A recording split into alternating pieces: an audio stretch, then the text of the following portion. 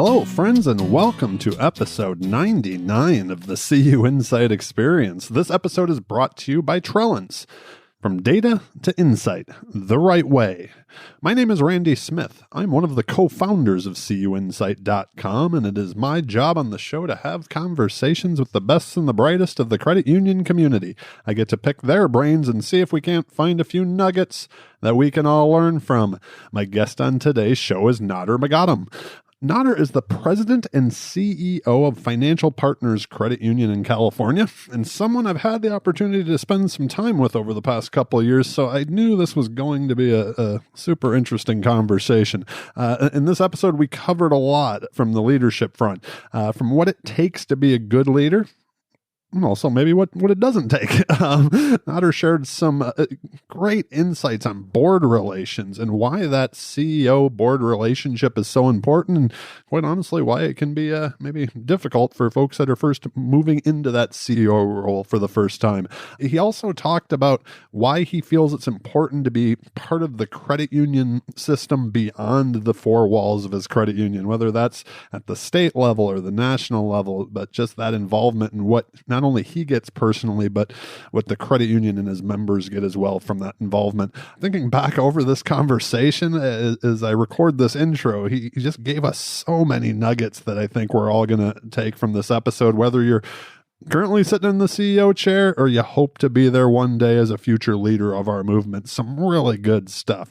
As always, we close the show, have a little fun with the rapid fire questions. Nader's favorite album, a book he recommends that we all check out, a lesson he learned when he was got into a little bit of trouble in high school.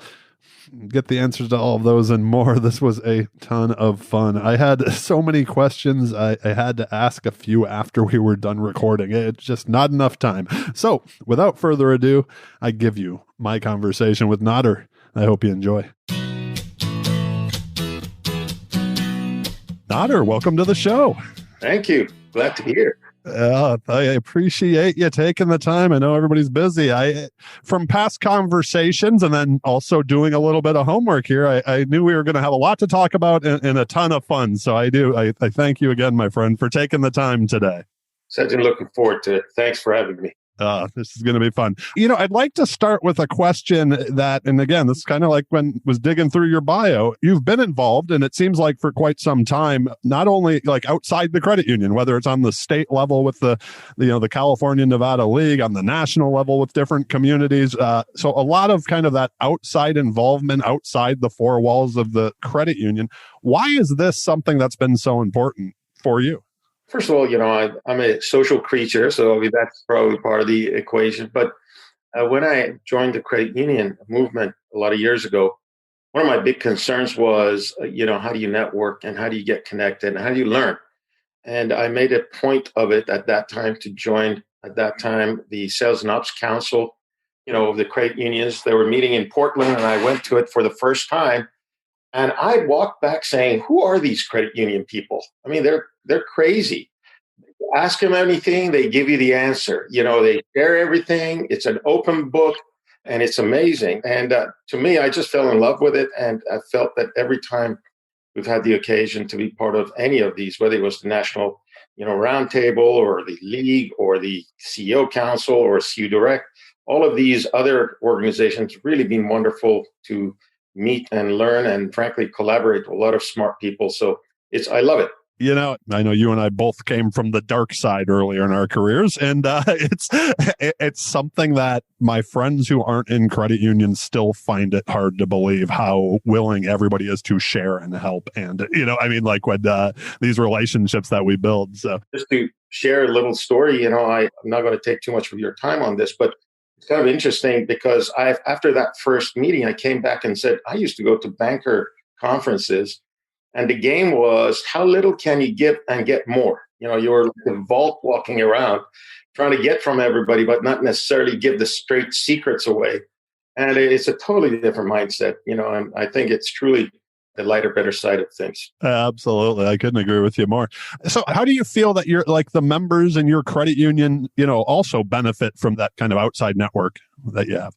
We learn from best practices. We avoid mistakes, because we've had that sharing I think along the way, it helps our movement as a whole to be more effective. So I think it's really vital that, because of our sizes relative, even the biggest credit union isn't that big, to be honest with you. Right. I started at a $85 billion bank, back in early 80s, Yeah, 82, right. I believe it was.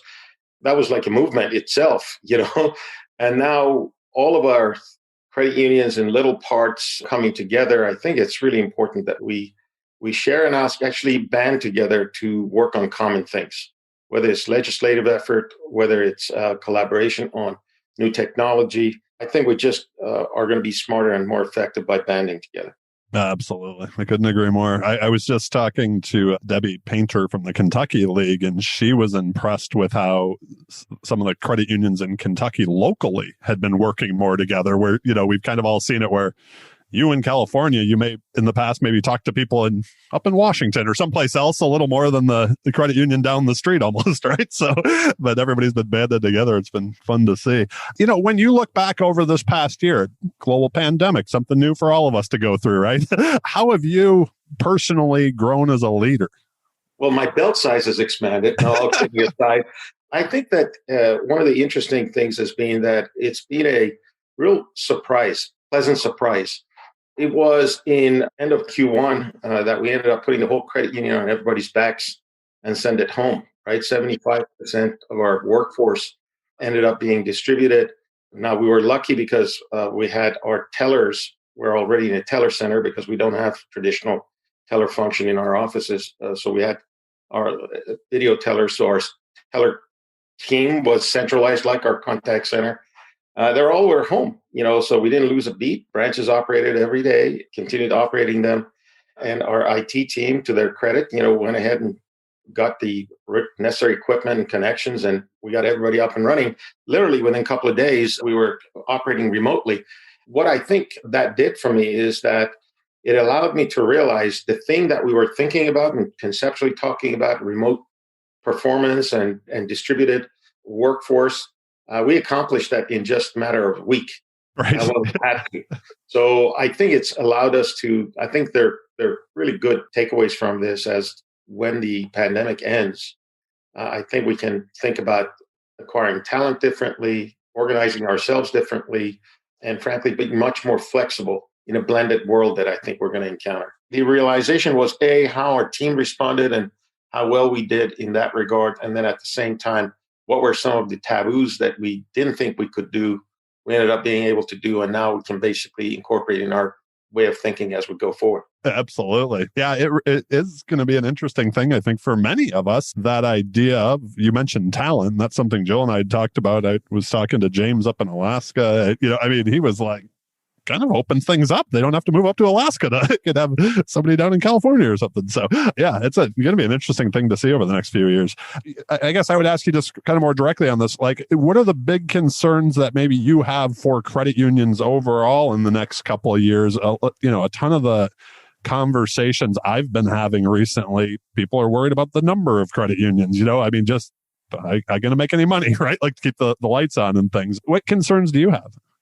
I think the big concern that I have is that we get too conservative. I think we go in a fetal position and don't really get out there and continue to lend, continue to open our arms and really help people during these difficult times, because this is how you make a difference, right? In good times, everybody wants to be your friend. It's when things are a little challenging is when we can really differentiate ourselves and make an impression in the consumer's mind. So in our credit union, right now, I think this year is going to be our biggest lending year. We're not a big credit union. We're about $1.7 billion in assets, but we are going to generate about $1.3 billion in loans this year. So that's a pretty good size clip. And last year, I think, was even another great year. We did about $1 billion. And these 2 years have been our best years ever.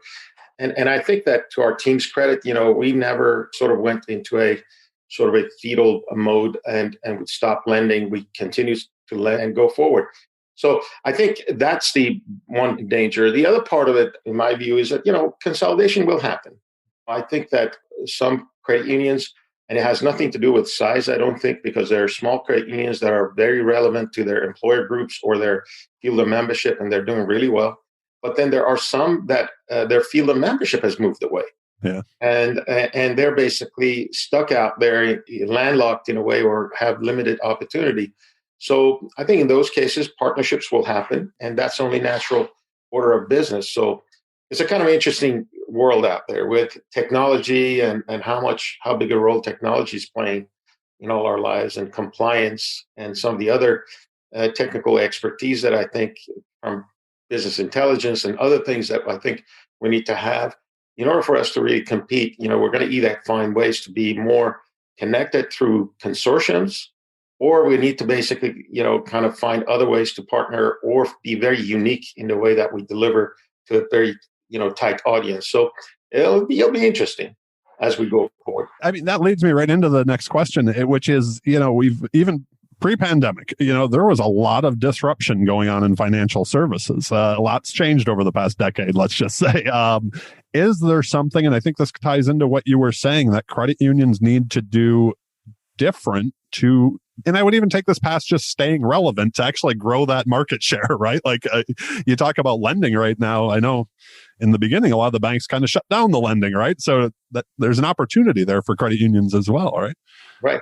I mean, I think, this is my humble view, is that in our own unique ways, we got to figure out a way to leverage the relationship part. There's always going to be someone who's going to be cheaper, faster, better on a given product. But in the totality, can we be better at managing the whole relationship with the members, from their savings to their borrowing needs to their long-term planning for retirement and beyond transition of assets? But for that, you need some scale. And I think that becomes a bit of a scale game, in my humble view, that you need to have at least a certain level of scale so that you can provide that bigger blanket that it allows you to build the deeper, wider relationship. Because, if it's just a credit card, someone else can do it probably better out there. It's just your cash card nowadays. You can't call it checking anymore, because the young folks don't even know what, they don't know how to... What a checking account is, right? Each of these monolines, if you look, there's always someone better that can get there. But I think our secret is going to be for us to be able to aggregate all of it in one relationship and communicate in a way with a member that they see as a partner long-term, for the long term. So that's my humble view. So this honestly is probably a scratch my own itch question right here, but it goes back to what you were talking about, not being too conservative, or not, kind of balling up and waiting for this to pass. I've had conversations with some newer CEOs, and quite honestly, a few CEOs have been there for quite some time. And a lot of the conversations over the past, say, 6 to 8 months has been about communicating with the board as well. Sometimes, I guess, in the unknown, there is that like almost reaction for people to kind of, tighten up the purse strings a little bit type of thing. Is that something from if you don't mind me asking, from that CEO chair, that you're constantly communicating with the board? Is it why that relationship's so important with maybe your board chair? I think I've been blessed and fortunate for having worked with my board now for 16 years. Okay. Yep. And we've gone through a recession together, right. and we've gone through some character building moments, if you will. And I think that there is a high level of, we're fortunate because we have a high level of trust in terms of having seen how we all operate under stress. Because to me, the last recession back in 08, 09 was far more, severe, and had a lasting, if you will, imprint on the way I look at things and manage things, and allowed us to actually be a lot more prudent about managing our risk. So that to the point where when we went in this one, even though I think it's turned out not as deep as we thought it was going to be at this moment, because it's not over yet, right? Absolutely. So I think but the board communication is really key. Absolutely. I mean, I have a weekly meeting with all our team. It's a voluntary meeting. We do a WebEx, on Fridays at 3:00. We have 310 partners at the credit union, employees. And I get about 180, 190 people sign up, and it's voluntary. It's not mandated. And I thought that I'll be doing it as soon as the pandemic started. I'll be doing it for a few months, and then we'll sort of taper off as interest wanes. But they're interested, and they're really looking forward to it. The reason is we are so distributed now. everybody wants to basically come to the community and basically hear what's new and what's going on and how the four corners of the organization we're operating. Similarly with the board, every week I send a letter to them, a short letter, it's a couple of pages, but really telling them about what's happening in the credit union and what we're up to and what are some of the events that are taking place and thinking. And that really, I think, has helped everybody to basically stay connected, because when there is gap in communication, people make stuff up. That's make assumptions, right? Right. So I think that we try to make sure that we over communicate at the risk of over communicating, make sure that we don't leave anything to imagination. It's all about facts and information. That is smart in most relationships, I think. So even outside the credit union. Friendship, it works in a lot of things. You're right. The last question in this first section, if we were to sit down a year from now, what are you most proud of that you and your team at Financial Partners Credit Union have accomplished? If you have to break out that foggy crystal ball for me. I just flexibility and how we came together as a team to work on things. I mean, at the risk of being a broken record, I mean, we're doing $1.3 billion in loans, but we converted our phone system. We picked up a new LOS on our commercial lending side of the house. We opened 3 branches. We're building a secondary headquarters, right now as we speak, under construction. We've done a lot of interesting, built a whole new BI team, built a kind of reconstituted our learning and development group. So we've done a lot of interesting things to me that are fundamental, while at the same time dealing with all of these other noise that was surrounding us with the pandemic and everything else. So their flexibility and their dedication, their focus, I think, has been a great lesson here. That is very cool. And the second part of the show, the leadership and life hacks. I was looking forward to this section because I know you got some experience. I want to dig into your brain here some. So anyways, back in 2005, we mentioned earlier, kind of started in the banking, you made the move to credit unions. And then in 2005, you became the president and CEO of Financial Partners. What was the motivation to become the CEO? Well, I always wanted to be a CEO, actually, to be honest with you. Okay. I remember at the bank when we were going through one merger, I was first vice president at that time and ran actually a decent sized group, about 500 people in LA Orange County area. And they asked me, well, what do you want to do? I said, listen, I really want to run a $1 billion or $2 billion bank. That's really what I'm interested in. A small community bank. At that time, I didn't know credit unions, to be honest. Absolutely. Yep. My vocabulary didn't extend far enough.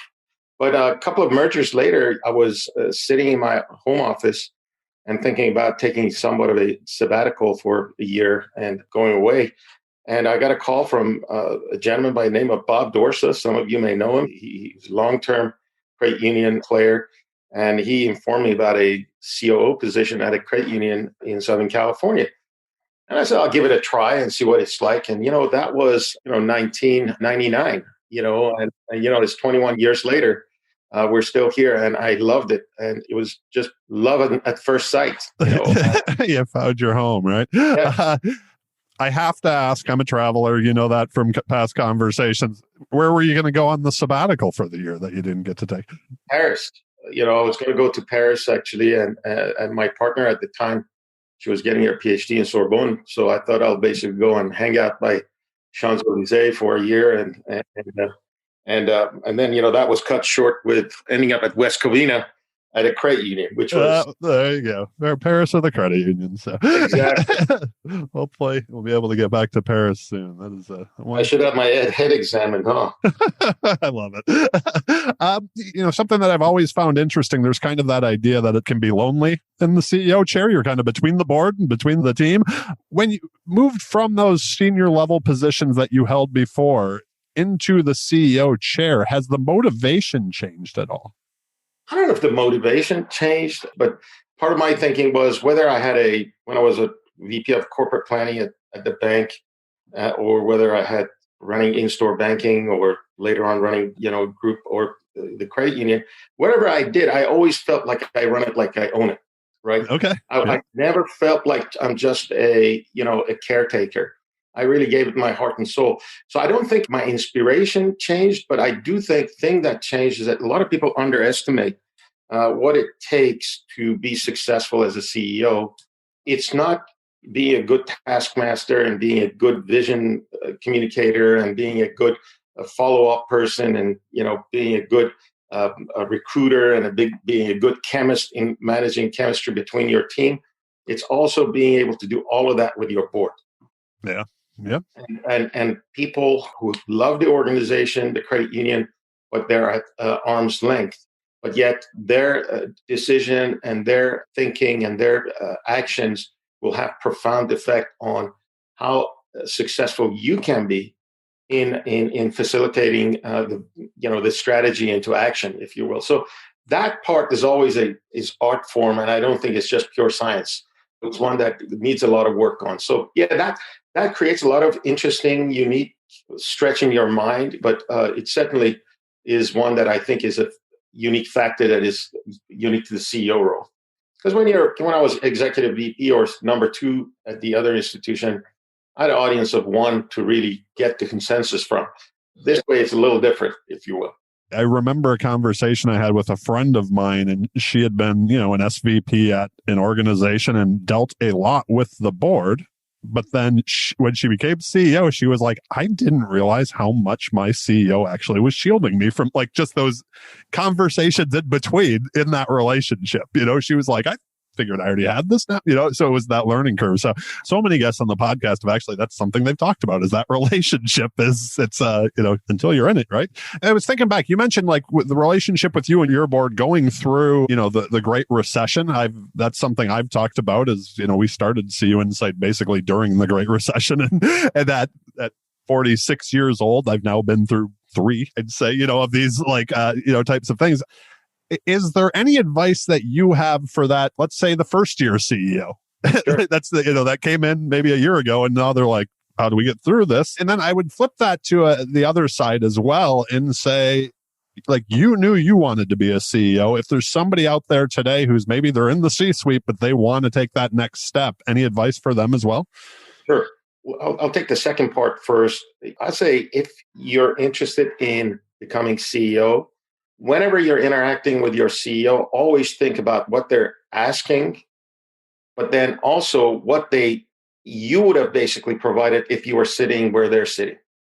So just don't end it based on the request for a project or request for information or request for action. Always do that and then more.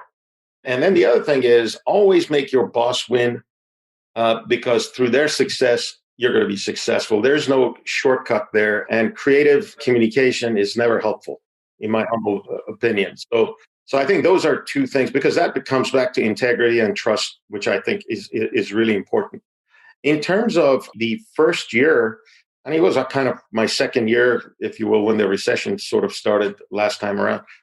I think transparency and being open and sharing the news as it comes, but also when you're sharing the news, always have options in mind so that you're not perceived as someone that is looking for direction per se, but they realize that you've got options for their consideration, right?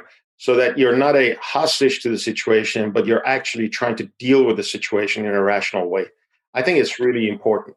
I couldn't agree with you more on that. I think it's such a great point, is if you come with a problem, at least have a solution or 2 for it, right? So not just we have a problem. That's why we hired you, CEO. As a leader, is there something your team has heard you say so many times they can finish your sentence? Yeah, when I changed jobs a few times in times past, my teammates gave me, actually booklets on Naderisms. It was always a, kind of a kick to see that. And I was thinking, I said, what would they say right now if they, were asked the same question? And so I asked one of my assistants, I said, tell me, what do I say? I can't really think of it. They said, well, you know what? You always say for the good of the cause, the magnificent FPCU, when you're always talking to your team. At the end of the comments, you always say, may the force be with you. Awesome. Star Wars, I guess. And then, measure twice and cut once. I always say, prepare first before we take action. It's and then just one more. So these are some of the things that they attribute to me nowadays. But I used to have a lot wider vocabulary, I think. Did you do now? That's awesome. I love it. This was something I think we were kind of touching on also, that idea of coming with solutions. I think this is probably been all of us here over the past year, but it happens throughout the career, is you have to make that difficult decision. Sometimes people don't like it in the short term. Maybe it's a little bit unpopular. Making that tough call, like the buck stopping with you, was that something that you always had the ability to do, something you've had to kind of cultivate throughout your career in yourself? Or I guess I always had a hard head. I wasn't afraid. I wasn't shy about making the uncomfortable call. So I'm actually getting a little bit better actually at it these days. But as you were talking, one of those decisions was when we transformed all our branches and went tellerless and put the personal teller systems in place. And we signed a contract for all of them, and we're getting in quite a bit of pushback in the beginning from our staff and from our members. This is back in 2014, if you will. So now it's a lifetime ago. And at that time, I thought that maybe at the ranch, because, some board members were not seeing why we're doing it, and some staff were pushing back, and the members were not necessarily very happy. And we'd already made the commitment, so it was going to happen. So once we started getting, a year later, a couple of our branches started scoring 100% in NPS. I knew that we basically had it cornered, and we haven't looked back. So that was one of those. There's been a few of them. I know all of your kind of interviewees probably have a number of these. Oh, I'm sure there's always things that pop up, right? Yeah. Is there a common myth about being a good leader that you would want to debunk? Yeah, I mean, sometimes, people think that as soon as you're called a leader, then you know it all. And therefore, you've got to have all the answers. I don't think that's too much pressure to put on yourself and too much responsibility to take for others. I think you just got to be logical and figure out how you can go find the best answer. And, you don't have to be the manufacturer of the answers. You just got to be the conduit to the good answer. And I think that's real important. When you think back to earlier in your career, was there a mistake that you made, or, when you kind of look out there and you see, young leaders coming up in the organization, is there, that mistake that we all kind of had to make? I think the early mistakes was sometimes just mandating something and just moving forward and not giving enough time for people to catch on, spending more time to get more partners in the idea, to have more ownership and more broader self-directed thinking. So I think that was something that early on I figured out pretty quickly, and it's still an ongoing process. One of my colleagues, Darren Herman, always says, go slow, go fast. And I think that's really important, meaning that go slow in building the foundation and communicating, making sure that everybody understands what we're doing, why we're doing, and how they can be a part of it. And then getting started is always going to get us further than quick action and assuming that everybody's on board as you start firing the engine, Has there been a piece of advice or a life lesson that you find yourself going back to over and over during your career? Old boss by the name of Phil Altman, who I hope that he's doing well. I haven't been in touch with a few years, but he always used to say, whenever you get full of yourself, stick your head in a puddle of water and pull it out and see how big a hole you leave behind. And it always stuck with me. I heard that before. He was a very wise man, and I think he had a lot of good points of advice that I remember to this day. Well, that's pretty good. One of the things that I noticed, you mentioned, a former boss right there, is in the first season of the show, how important mentors in that kind of professional network, we talked about that some earlier, were in people's careers. Did you have mentors as you've been going through, or how'd you benefit? I've thought about this point, and I don't recall having a mentor per se that really pulled me under their wings and I had that kind of a relationship with. I've had some very good bosses, but they were my bosses, and I picked up from them, and they were always kind and supportive in that regard. So I've had a few of 3 bosses that still, in my mind, they rank very high. But then I think that I sort of have had mentors along the way with the friends that I've found. I used to go have lunch with Rudy Hanley once a quarter or so. And I always found those conversations very fascinating. Or a number of our, current fellow board members on CU Direct or California League, a lot of great people that I always learn from them. So yeah, I think it's sort of a distributed mentorship. I was just going to say less of a formal, but exactly. It's part of that network again. Before we move on to the last part of the show, if you have a free day, there's nothing on the calendar. What passions do you have outside of credit unions? What do you do to recharge? I was thinking about that just a few minutes ago, and I said, if you told me tomorrow, no, you don't have plans, you haven't had advanced planning or anything, and you've got a day, and just go do something with yourself, I think I would get on my bike and go ride a bike for quite a bit, and then tap my brother on the shoulder and say, let's go pick up a few matches on the pickleball court and kind of end it with a beer and then come home very happy. Very happy. A day out. Yeah. Happy with the day. You have to also understand that in my house right now, we're in three corners. My wife is doing her work at her station on the other side of the house, and my 16-year-old is going to school at the other corner of the house. So we understand that well in our house too. It's you tend to try to find rooms. I'm in the TV room right now, which I'm sure no one's happy about since it's evening here. But Jill's at her desk. We also have a fourth grade class sometimes. So it's changed the consumers thinking about their housing purchases right now. Open concept was a lot bigger before, but now it's actually more compartmentalized. People the doors are helpful right now. So. That's for sure. The last part of the show, I want to be respectful of your time. The rapid fire questions, we get to have a little bit of fun. The questions are rapid. Your answers do not have to be. So what were you like in high school? And do you remember the first time you got into memorable trouble? Oh, I went to a boarding school in England, and I was a pretty shy, serious guy, because my facility with the language wasn't as good those days. Okay. So I was more of a studious kind. And the only time that I got in trouble was when early on in the process, I had a situation where I was called a name and I reacted poorly to it. I actually got into a physical moment with the gentleman who called me a name and actually pushed me out of the way and called me actually an ethnic, slur at that time. And then the housemaster, Mr. Whibley, came and actually gave me the thrashing in public and actually gave me an assignment to go and run at the rugby field 6:00 every morning for a week. And I was indignant, obviously, thinking that it was because of my racial orientation that I got the short end of that one. And it was totally unjust, and I was really angry. I mean, I could have ran away from the school if it wasn't in the middle of nowhere. Well, later on, I found out that the other fellow who was older than me, and there was a lesson in all of this, was running besides me every morning. And then I stopped running after a week, but he was running for 3 weeks longer. So he was running for 4 weeks. But in public, I was the one that got the scolding.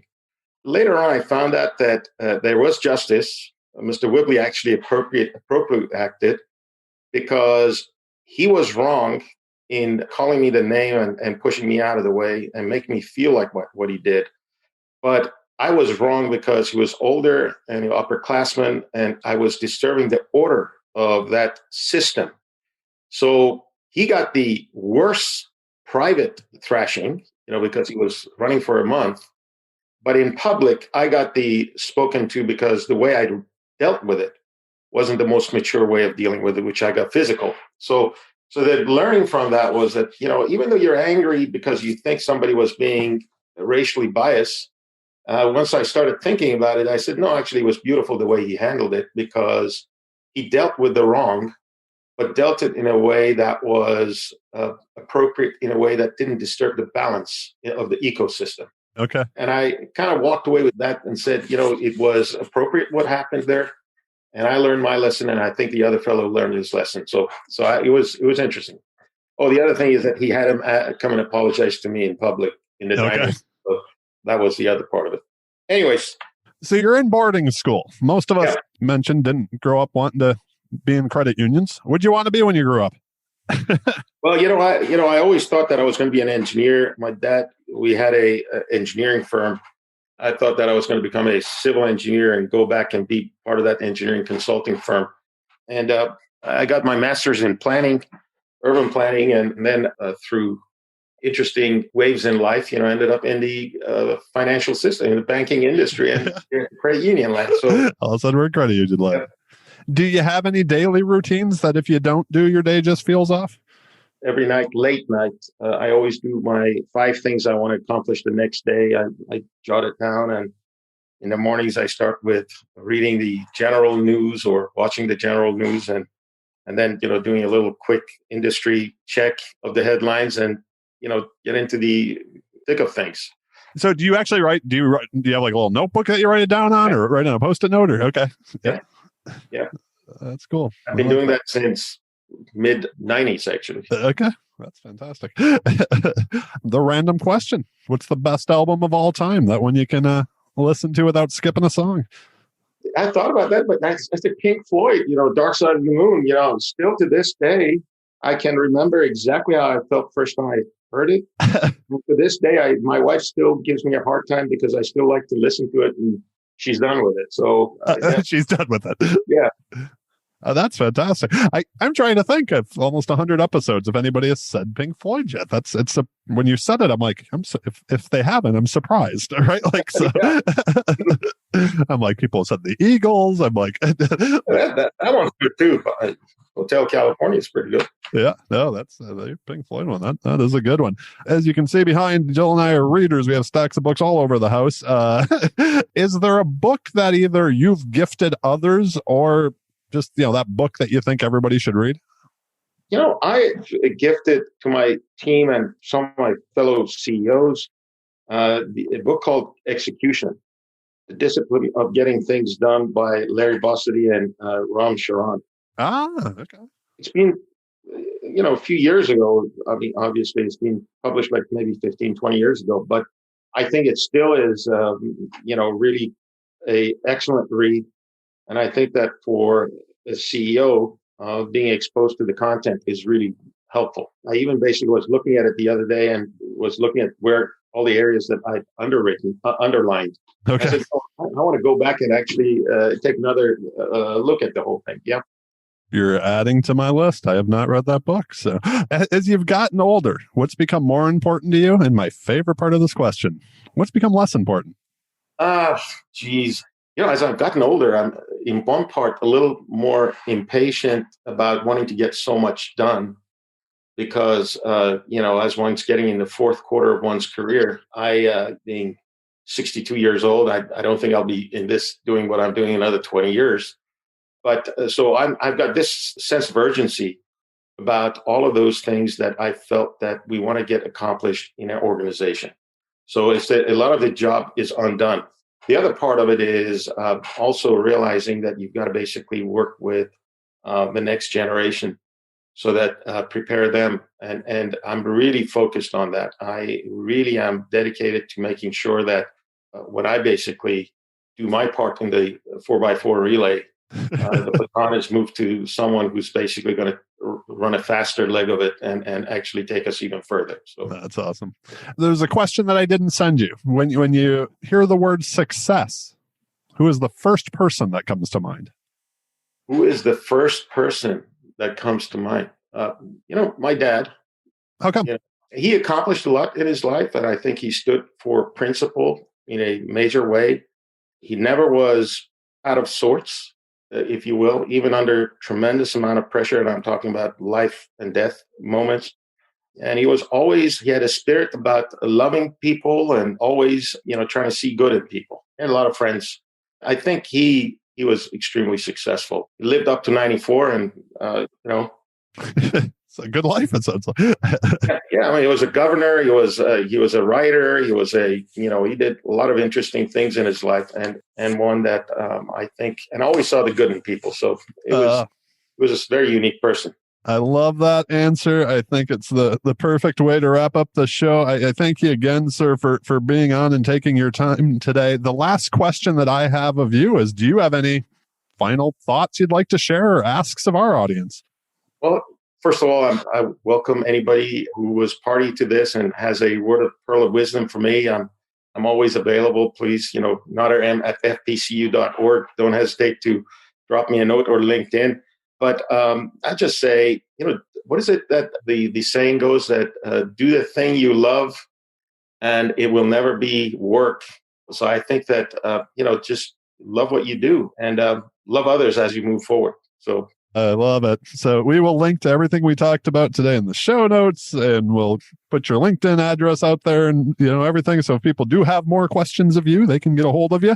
Thank you again so much. I hope you stay well, and hopefully our paths cross again here soon. So thank you. You've got wonderful energy, by the way. I loved every minute of it. Thank you very much. Oh, well, thank you, sir. Appreciate it. Before we go, I just want to take a moment to thank all of you for listening. If it wasn't for you, we wouldn't get to have this much fun doing what we do. And once again, a big thank you to Nader for taking the time out of his schedule and to share all these experiences with all of us.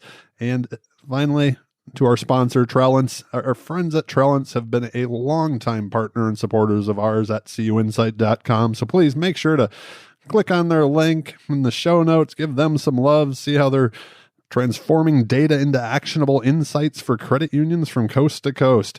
Last thing, don't forget about the CUInsight Experience podcast book list. Needing some stimulation for the old mind? We have you covered. Get your next book recommendation from the guests on our show. I will tell you one was added to my list this episode. So thank you all again for listening. Have a great day and stay well, friends.